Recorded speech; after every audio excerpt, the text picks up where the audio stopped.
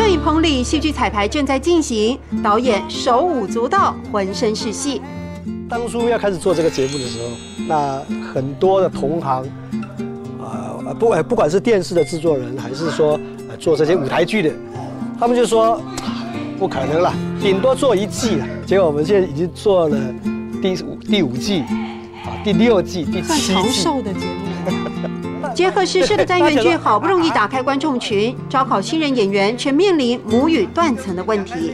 我常常在诱惑那个客家子弟，我说我从来没有想到说，会讲客家话还能够赚钱，而且补一代。从商业角度重新思考客家戏剧，唐川知道言语形成市场障碍，还是努力要打破藩篱。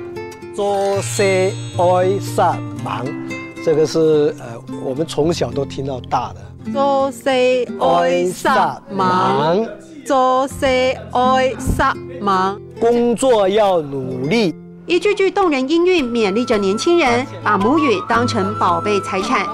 说唱之间，客家精神得以绵延。创流黑把子孙讲，推推子孙出身贤。做西爱杀忙，做西爱杀忙。